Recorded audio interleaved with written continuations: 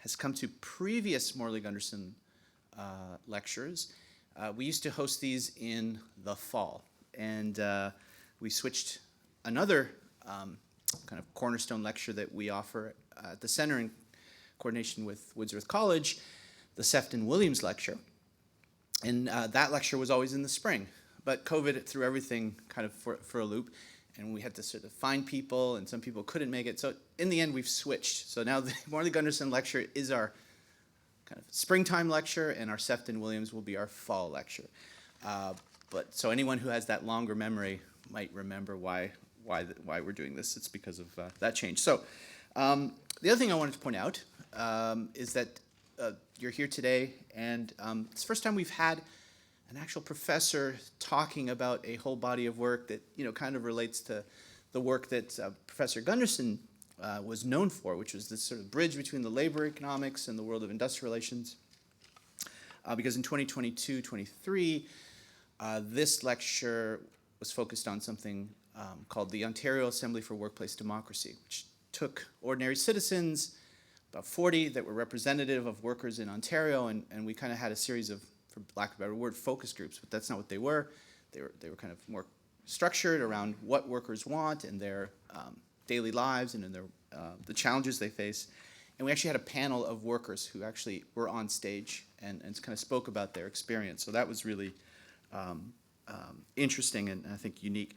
But in the past, we've had a series of obviously professors, and now so Danny fits into that bill. But before I get to all that, I did want to acknowledge a few things. One is that this venue stands in traditional land, and we want to acknowledge the land on which this university operates, which for thousands of years has been the traditional land of the Huron-Wendat, the Seneca, and the Mississaugas of the Credit. And today this meeting place is still the home to many Indigenous people from across Turtle Island, and we are grateful to have the opportunity to work on this land. And I was at an event last year where we actually had an Indigenous elder who came and did the land acknowledgement. And they said, leave with something, don't just sort of read the script.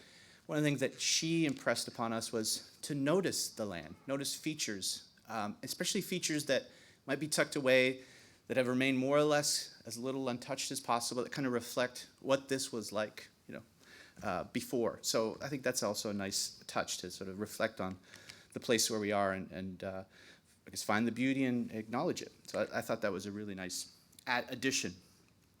The other thing I wanted to acknowledge is that we are also doing this in collaboration. As I mentioned before, this annual lecture that we offer now in the fall, Sefton Williams, is a collaboration with Woodsworth College, celebrates our roots in labor.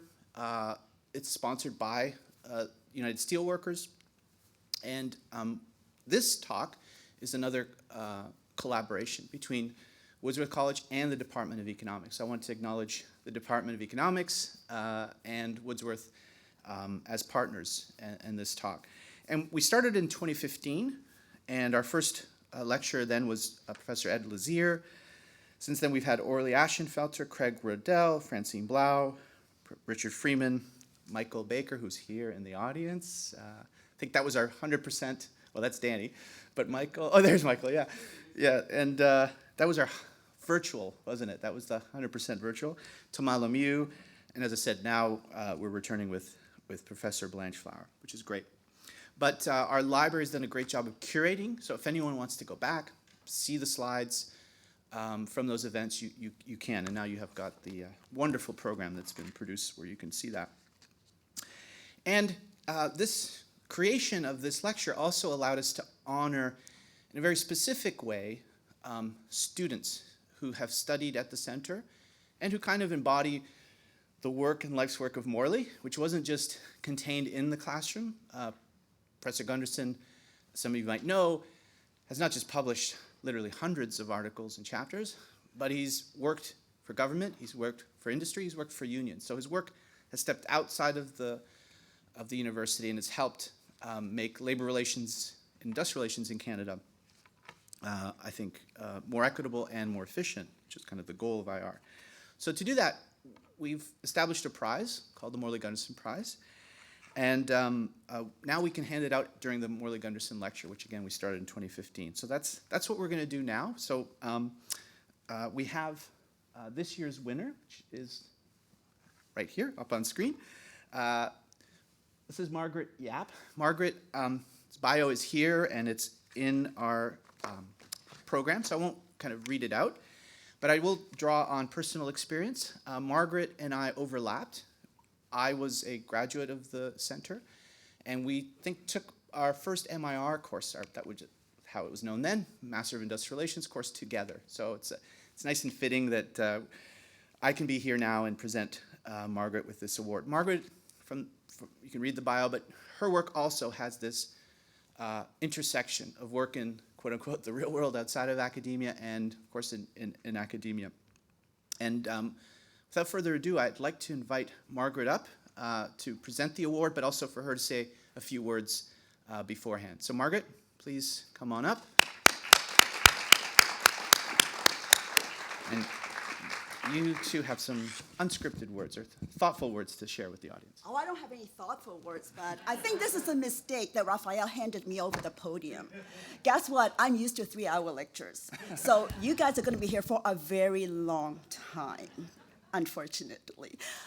Thank you so much, Raphael. This is really, really great that I finally made it and get the Morley Gunderson Prize.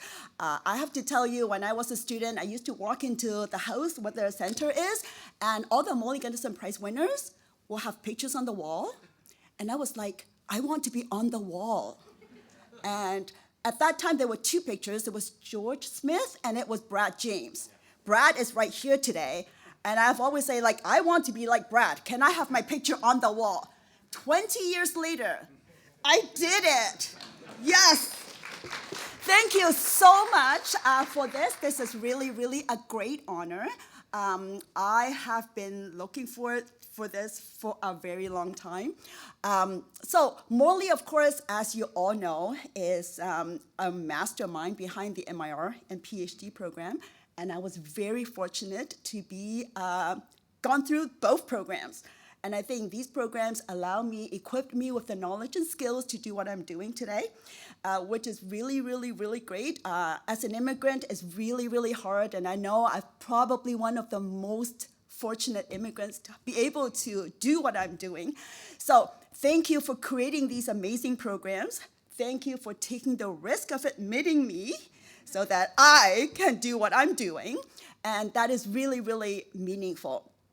So, sorry, I'm not going to cry. Not going to cry. Having this award really, really is going to tell myself, Margaret, you kind of did something. Maybe you really did something. So going through the programs and allow me to do some research, as Morley does a lot of. I don't do as much as Morley did or doing, but I was so excited when the findings of one of my early reports actually get mentioned in The Economist. I was like, oh my God, I made it. And then when my picture appears on the Globe and Mail, it's like, yes, my picture actually is on the Globe, which is really interesting. And then, of course, I have HR practitioners who will email me and say, Margaret, can I get a copy of your paper or your reports? And say, yes, I want my stuff to be read by a lot of people. That is truly a really, really amazing experience. Without Morley creating this wonderful programs, I would not have been able to do this. And also have the very, very fortunate opportunity to teach. So as you know, I teach at TMU, Toronto Metropolitan University, and also at times teach at the center. This opens the door for me to meet amazing cohorts of students every semester. Some of them are here, which is great. And of course, I look forward to more semesters of teaching, to meet more amazing students. Many of my students have now become very, very recognized members of academia and practitioner. They have all been very successful. We have students who are now profs. We have students who are now very established practitioner in the field, both in the public and private sector. So I am really, really honored. Of course, that also means that I'm really, really old.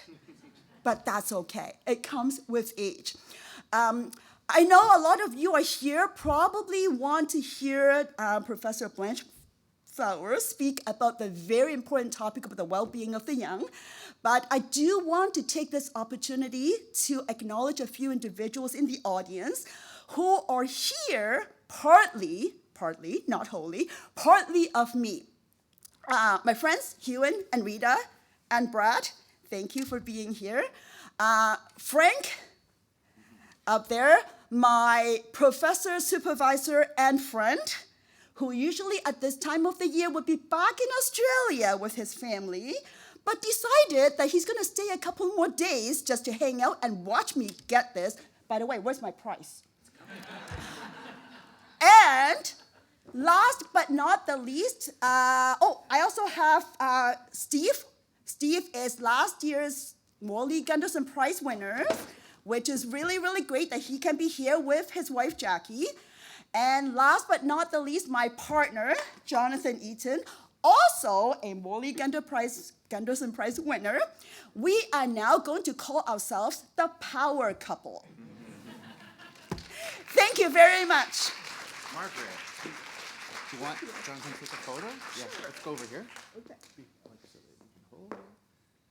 And Andy will take a photo.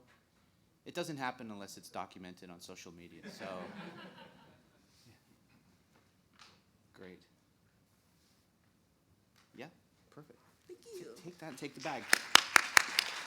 There's a story around that. We had to, where our staff had to navigate a certain occupation of our President's Hall to get that signature for you. But it happened, don't worry. Great, thank you Yeah, so much. thank you. As Margaret acknowledged, and she mentioned some things that I was going to mention, we have past winners of the Morley Gunderson Prize here, but you already mentioned them, and also acknowledged Frank, who was past director of our program, Professor Reed, and Morley. The program really was built on their shoulders. They created a program. In fact, the first professional master's program in the Faculty of Arts and Science was our program. So that's a great history and legacy, and yeah, that's why we're here.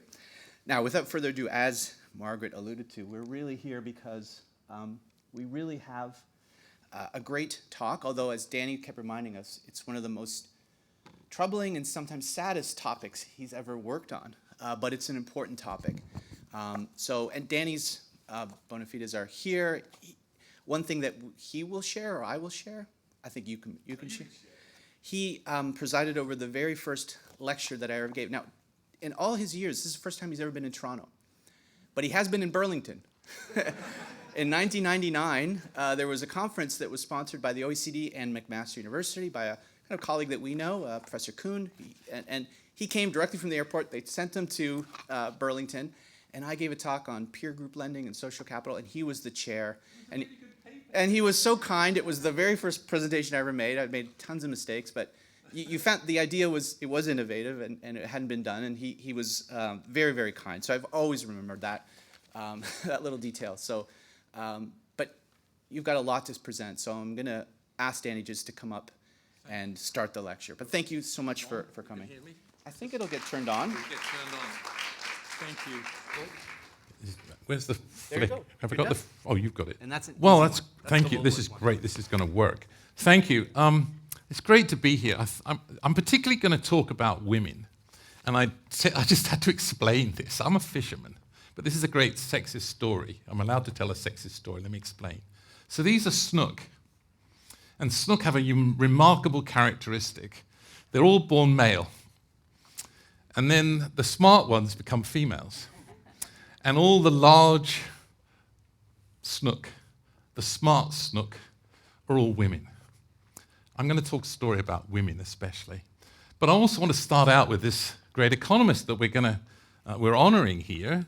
In a sense, I sat and looked, and I don't know if he minds me saying this, he and I are actually been interested in the economics of walking about.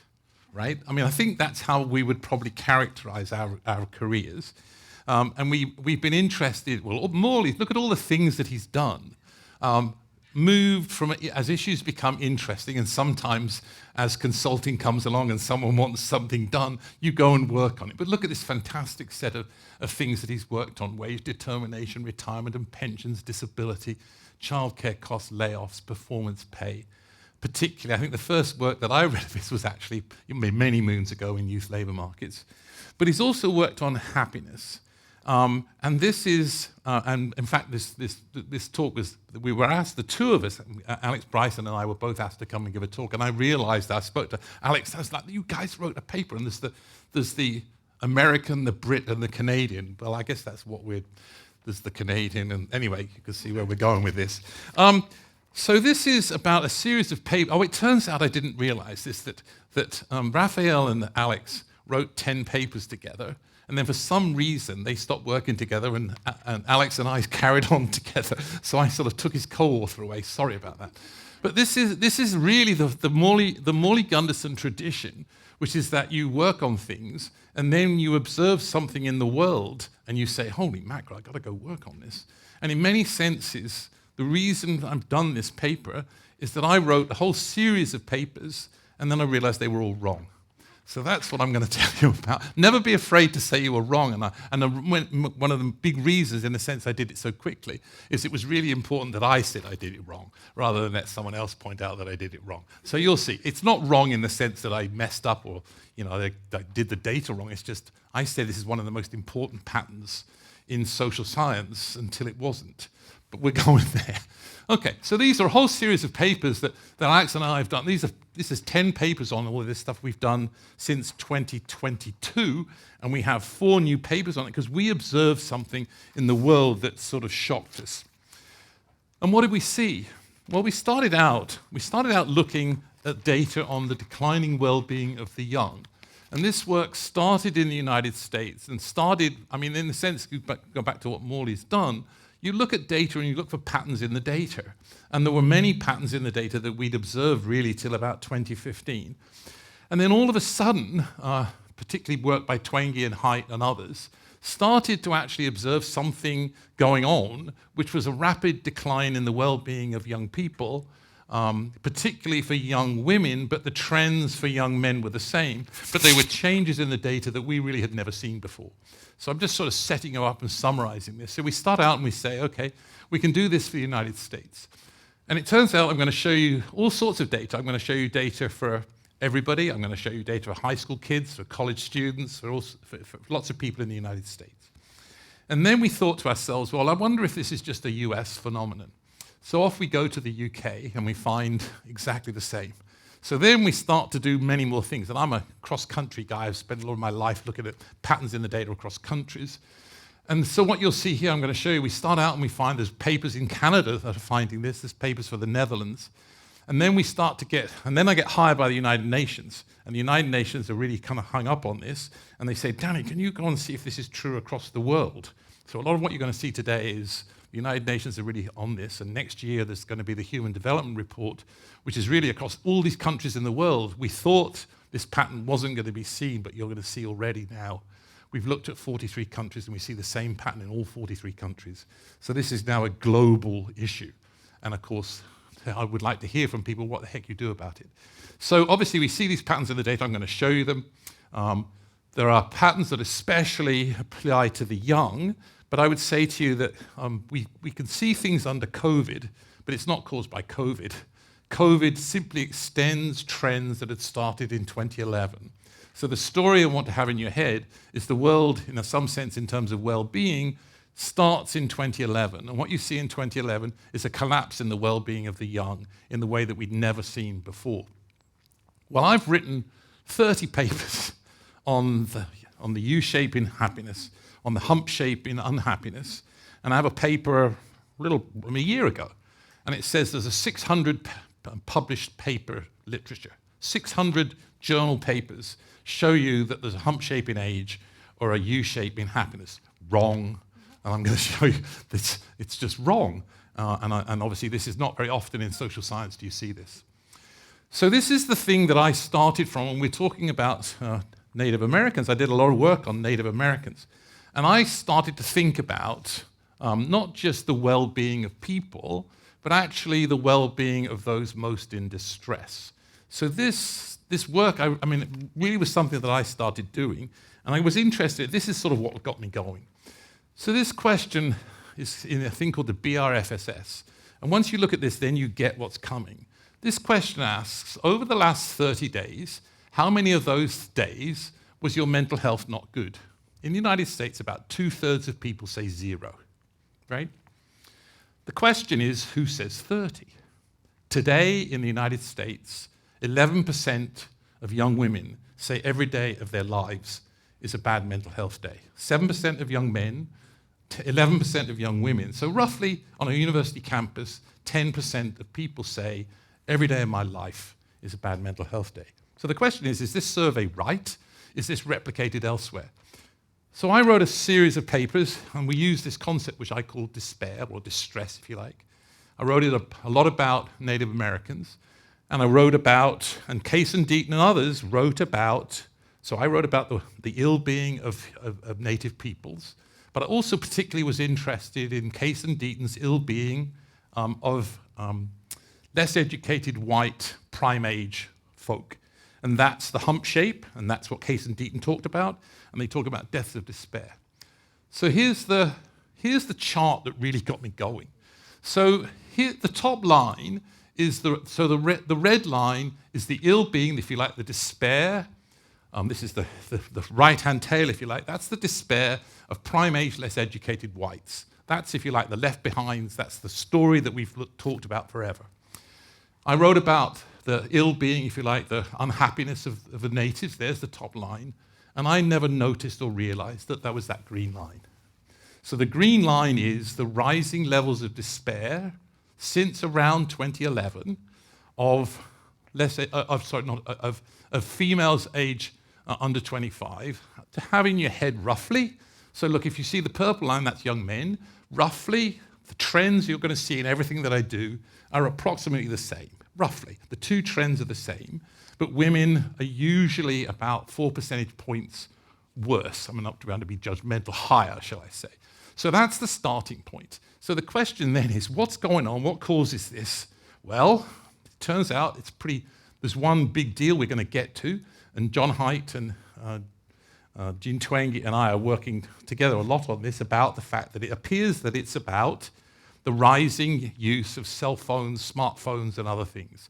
And I'm going to show you all kinds of data about it. Now, obviously, you might think it has to do with other explanations, and there's a whole fight going on, and everyone's worrying about causality and whether it's other things and so on.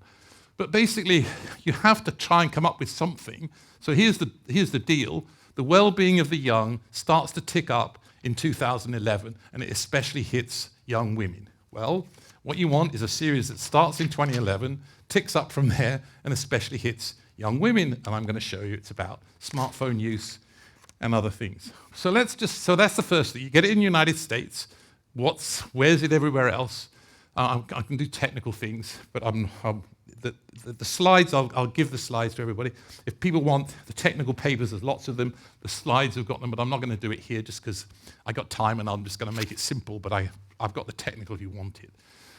So that's the first thing. So the first thing is, okay, this thing ticks up. Where does it come from? Could it be about the labor market? What's going on?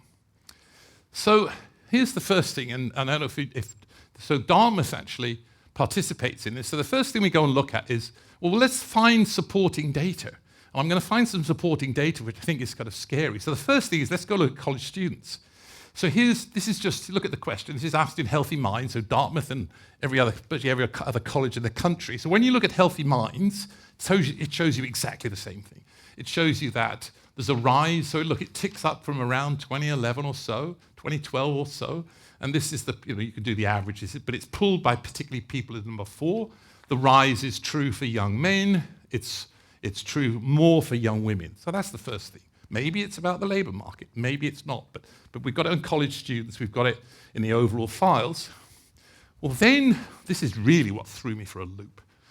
So this is the survey of 14 to 18-year-olds, high school students, 14 to 18-year-olds. And the question asked is, basically, were you sad or hopeless almost every day for the last 2 weeks? And by 2021, more than half of high school students say, high school females say, every day is hopeless. Okay. What I'm going to show you, in fact, is the same survey. The big thing that changes, they report their internet and their cell phone use. And that exactly tracks this. Okay. So I'm going to get to evidence on it in a minute. How am I doing on the time? So how much time have I got left, just so I keep track of what I'm doing? I did start it, didn't I? I'm doing good. All right. Okay, sorry, I went back. So we have these data, and I'm going to get to thinking about in a minute. Well, this starts in 2011. I'm a labor economist. We're labor economists. Is this about the labor market? Well, people have been trying. Twenge and others, we've all been trying to find evidence about whether it's the labor market. To this point, we've failed. The logic just to have in your head is that this all starts to rise from 2011 as the unemployment rate starts to fall. So it's not an obvious story. So the United Nations said to me, Danny, can we start to try and think about things across country and see if this builds? Well, what I'm going to show you is that I have exactly the same pattern in 43 countries that I've looked at already. And this is kind of scary, because we thought, we started out, this is like where you do science. The United Nations said to me, Danny, so what we might think is happening is that the US has got it, Canada's got it, and maybe these countries around the world are going to get it. And we've got to prepare and get them ready, because the cell phones are going to get to there, and you're going to see that actually it turns out we're late. We should have been doing something about this years ago, because now I have it in 43 countries, 24 developing, 19 developed, and I'm going to show you more about it. So then let's get to the patterns in other countries, and we're going to think about what's going on here. So the US, okay? So then we go and we say, okay, we got this pattern in the US. That was the first thing that we did. So we said, okay, well, I'm from Britain. I originally was there. So what about the UK? So we have a co-author, Zhao Zhu, who is great, has wrote a paper with Jim Banks on this. So the first thing you see is the rising, so we measure despair a little bit differently, it's like technique, but don't worry, it's probably simpler just to ignore the difference. But this is the right-hand tail. I always want you to think the majority of people are okay. This is the 10% of people on the right-hand side, the ones I worry about. And the mean is rising, not because of the mode, not because of the stuff to the left, it's because of what's happening to the people at the top who say, I'm really, really, really in trouble. So the UK, we get this. So then, let's start going. So then, there's a great paper. There's a country called Canada. So I go and I think, well, I haven't got any Canadian data. Well, actually, I do now, but at the time. So Gary Kay has a paper for Canada. So look at this. This is a 2021 paper. It's not a paper about ill health. It's a paper about the proportion of people who say, my mental health is good or excellent. Well, if it was bad, it would be, well, what's happening is the proportion of people saying it's good or excellent is collapsing. So we're starting to collect things across countries. There's a fairly weird bunch of countries. It's just countries I can find data for. So so obviously there's other tracking bits of data. So we've done stuff on Canada there. Well, it turns out there's a series of papers, and Zach Rausch and John Haidt have been talking about it in this paper by Gardner in the Canadian Journal of Psychiatry, matching that decline in the well-being of young people is in Canada a rise in mental health visits, and also a rise in self-harm, and I'm going to show you in a bit, big rise in the suicide rate in the United States. So this is all worrying, right? So then I did some stuff on Netherlands, and here we have the proportion of people who are unhealthy, mentally unhealthy, and in the Netherlands there's been a big jump. We got data for New Zealand. We found the same exact thing in New Zealand. And so I'm going to show a little bit about how this all shifts, but actually I want to show you why this really matters. So many of you, I think Dartmouth students say, oh, last 5 lectures I did was about the U-shaping happiness. And I go, well, that was interesting, but you haven't seen anything yet. The thing you wrote was by paper I published 9 months ago, which is now wrong. Let me show you this. This is really the most remarkable thing that's happened to me as an economist and as a professor. So this is like, I wrote 10 papers on this, right? Okay, now look. So look at this. Anybody who says to you there's a hump shape in unhappiness has not seen this chart. So 600 papers have that shape, the dark line. 600 published papers in journals of every field you can think of. Either they draw it as a hump shape, or a hump shape in unhappiness, everyone get it. So if you're unhappy, the peak unhappiness is in mid-age, and if I draw happiness, the lowest level of happiness is in mid-age. So I can just, for the minute, let's assume I can just... So here's what we wrote about. Well, look what's happened. Look what's happened in the data. So, and the New York Times wrote about it this week, and there's all sorts of people now writing in newspapers all about this because they've seen this chart. So the chart has twisted. The chart simply, since 2015, has done this. So the thing has come up from 50. Yes, there's been some increase in people in the middle years. Everybody past 50, nothing's happened. And the function's just shifted up. To make it simple, just say it in a simple way, from a hump shape, it's gone to a linear decline. A rough way of saying this, right? Now, ill-being declines in age. The function's changed. I've never seen anything fundamental as this. As I said, 600 paper literature says it's like that. So that's for the US, and we've done it everywhere. So there's two things I'm going to show you. I'm going to show you the data for the UK, and then I'm going to say lots of these surveys we've got since 2020, what do I see? Do I see a hump shape, or do I see a linear decline? And everything I'm going to show you shows that since 2020, ill-being declines in age. So the young have it the highest, and the old have it the least. And I can say about happiness, but let's stick with that to make it easy. This is unbelievable. So look, here's the British one. So there's two major sets of data in Britain. One's called the British Longitudinal Survey, the Household Survey, and the other one's called the Labour Force Survey. The Labour Force Survey is the equivalent in the US of the current population survey. They ask every quarter about well-being. Well, here it is. There's the hump shape's gone. All the papers that I wrote are wrong. Well, they're not wrong in the sense that you take the data that I drew there for 2018 or 2020 and it's right, but it ain't right now. So there's the UK one. You see this linear decline in age. And then we have another set of data for the UK.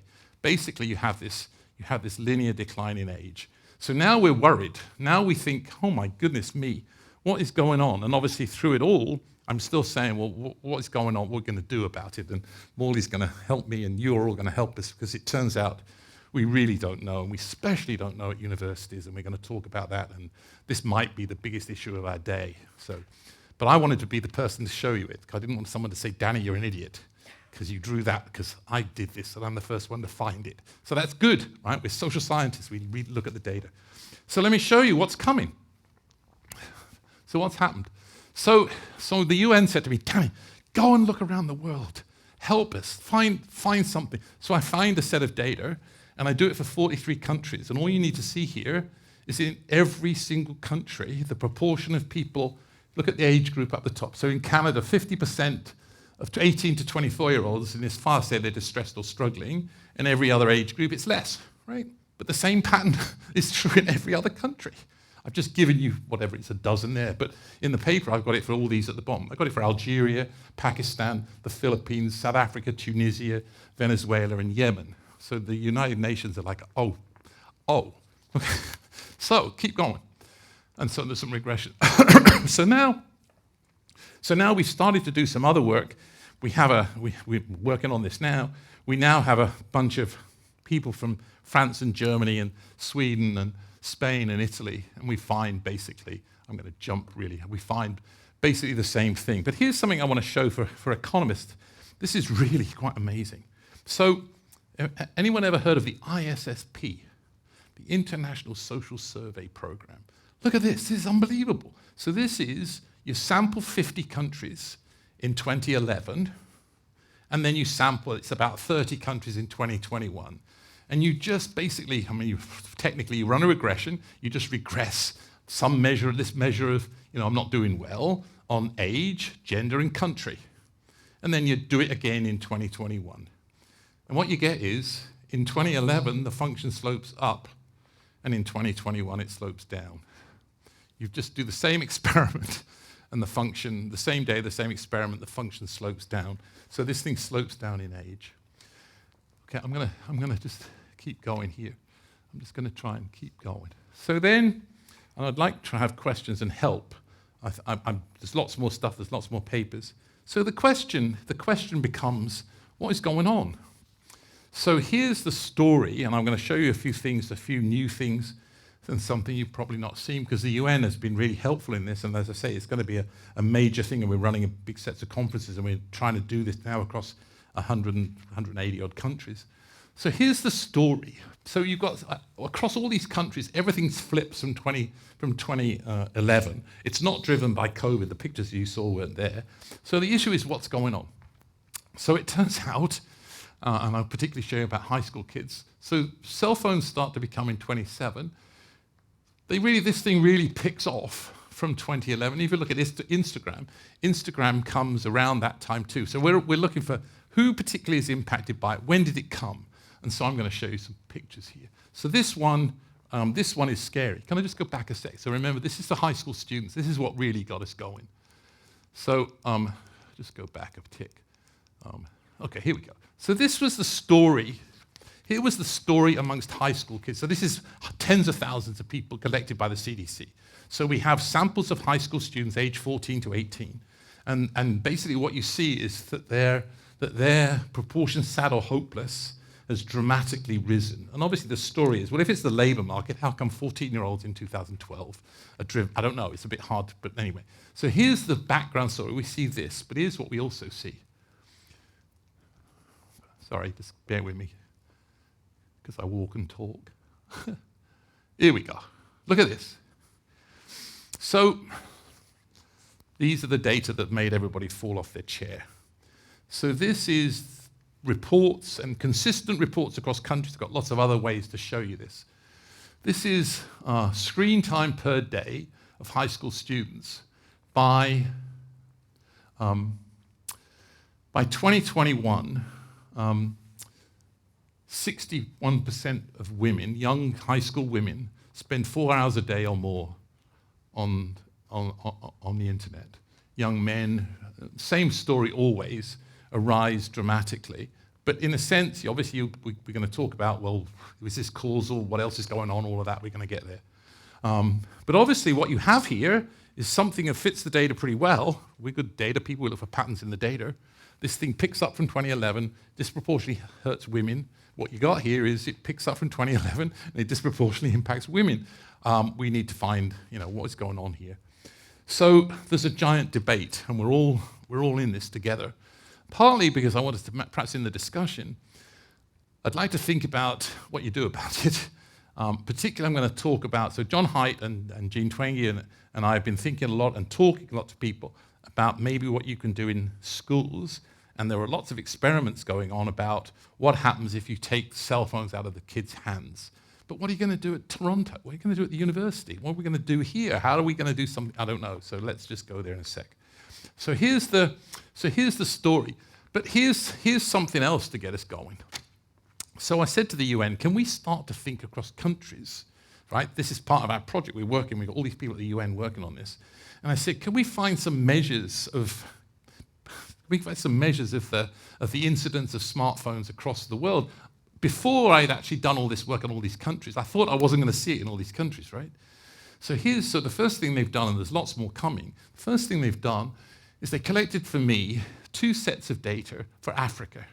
They collected for me the proportion people who use the internet by country. This is collected by the UN, so as good as it gets, across these African countries. And the first thing you see here is obviously the US has a higher number than everybody else, but they're catching. But here's the one that got me. Here's the chart that got me. Look at this. Whew. This is the proportion, this is the number of cell phones per subscriptions per 100. And Morley and I were talking at lunch. I don't know about smartphone things yet, but we're getting there. This is a measure that I've got. We've got all these countries trying to collect data for us, and we're getting things coming in. But at the moment, look what you see here. The United States is that dotted line again. About 8 of these countries passed the United States in cell phone subscriptions in 2010.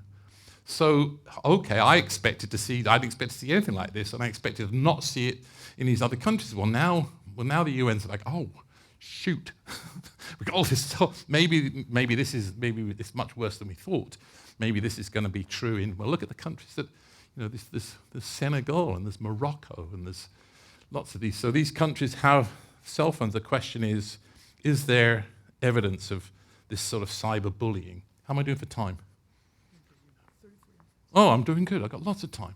Okay. So I want to talk about a few things here.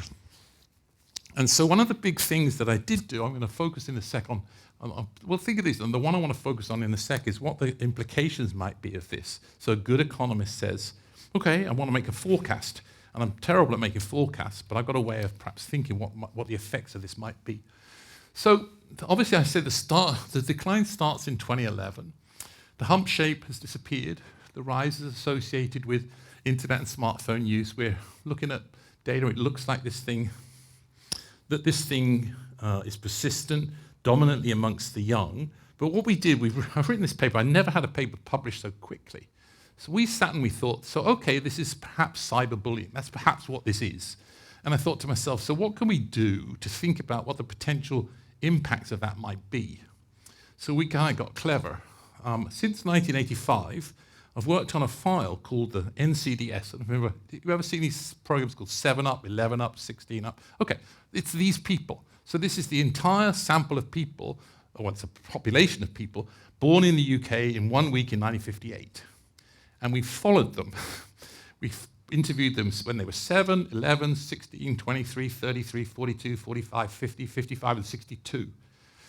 And in the data, I realized it's a question about bullying.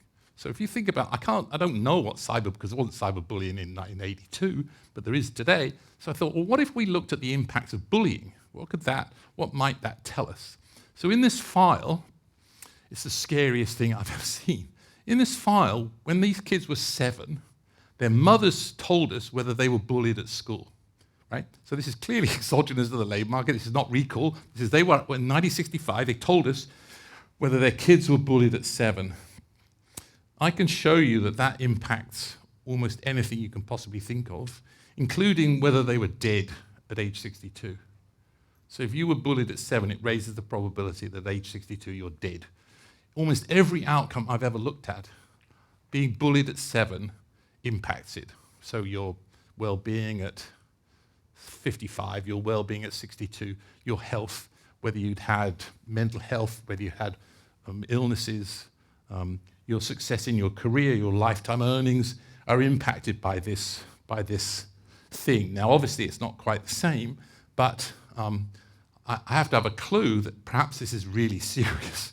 I mean, the downside is that I'm wrong, but if I'm right, then obviously we're going to react to this thing. But I'm happy to show you. It's the only paper in my life. I wrote this paper. I sent it to the journal. A week later, I got the revised and resubmit. They said, send it to me in a week. I sent it back in a week. They revised and resubbed it. The editor took it a week later and published it a month later. So obviously, this is a big deal. This is a big deal. We can show you that bullying has really harmful effects, and the literature suggests that perhaps we need to do something. If that's true, if what we found is true, then the danger is this has long-term implications. The story that I start from with people, and Morley will remember this, I start from thinking back in the 80s. Remember the youth labour market volume? The volume with Freeman and Wise and David Ellwood? And David Ellwood has a great piece I always remember. They talk about unemployment and long-term unemployment when you're young. And one of the reasons you come to Toronto, you come and be a student here, is it eases the transition from school to work, right?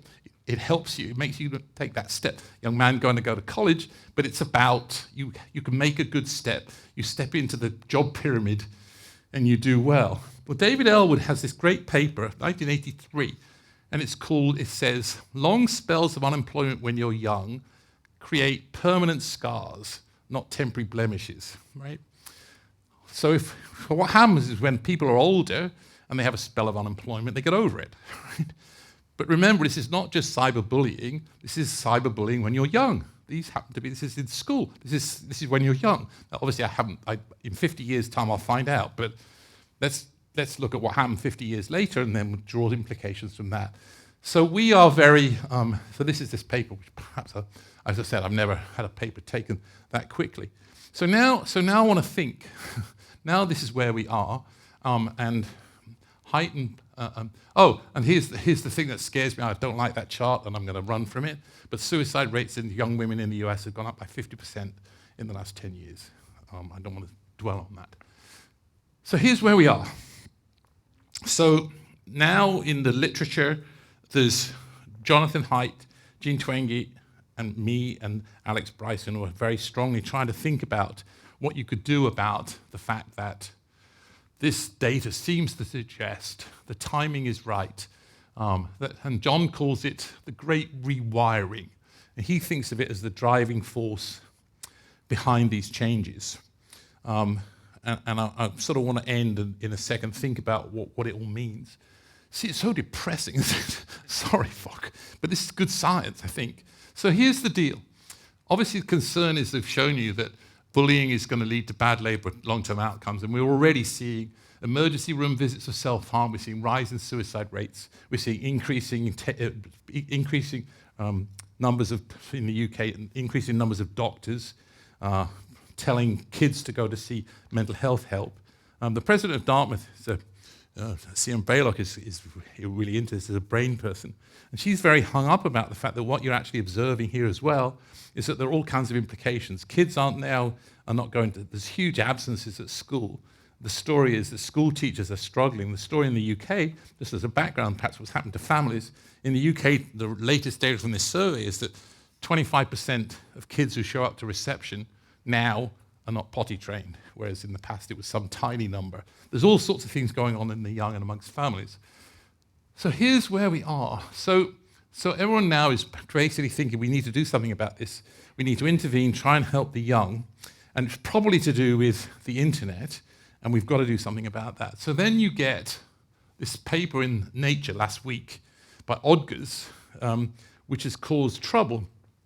And just to tell you, I get a call from the guy at the UN, and he says, "Danny, you know what this reminds me of?"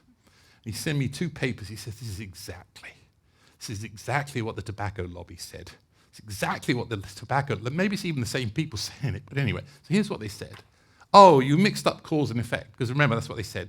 It's not really smoking, it's just a correlation. It's not really smoking that caused anything, which of course it was. But anyway, so they say, oh, it's about, you've mixed up cause and effect here, and it's really about other stuff. It's really about racism, and it's about hardship, and it's about the lingering impact of the Great Recession. Unfortunately, there's no evidence of this. There's not actually any data. We can't actually show you there's a tick up. If it's true, then there has to be some tick up, right? In 2011, there has to be something that gives me this turn. Well, racism didn't suddenly pick up in 2011, and social economic hardships didn't actually pick up, but social hardships were declining because the unemployment rate was declining. And this is maybe we should worry about causality. But if you're going to do nothing, and we think you should do something, I would err on the side of doing something. Anyway, so this is where the big debate is. But the reality in the end is that even if you want to argue about causality, even if you want to argue about what its cause is, we got to do something. We got to do something, right? So that's kind of where we are. I would say university campuses now, we are very mindful at Dartmouth that we are going to try and do a lot. We're trying to literally put a big program together, try and think about how we're going to help our students, but I think this is a really big deal. And so in the end, maybe I'm ringing a false alarm, maybe, but suppose I'm right. Help. So there we are, thank you. This looks to me to be the scariest thing I've ever talked about. Sorry. Questions, please. And I want help. Just one quick thing I was going to say. One thought I had, parents, for example, have really been strongly opposed to taking cell phones out of the hands of children, right? I mean, there are things, so the experiments, I was reading something today about experiments in Norway, and if you take away the cell phones, the evidence from Norway is that admissions, particularly of young women to hospitals, declines dramatically. So there's a lot of evidence when you take there's a lot of experimental evidence that if you take cell phones away, there's more engagement of the kids, that particularly the young women feel better. One possibility, perhaps, You might think, well, instead of letting people have a smartphone at school, parents want to contact them, maybe we can have a bleeper. Maybe we can have an old flip phone where you say, Mum says this. Well, that's okay, but we don't want, Jimmy bullying whoever, right? So those are the things we need to think about. But the problem, as I say, at Dartmouth and at Toronto, is what are we going to do about the 10% of your students who are in trouble? It's not the 90%, it's the 10. Sorry, go. Yeah, but that's obviously scary. Maybe a round of applause. I know it's a very dark theme, but thank you, Danny.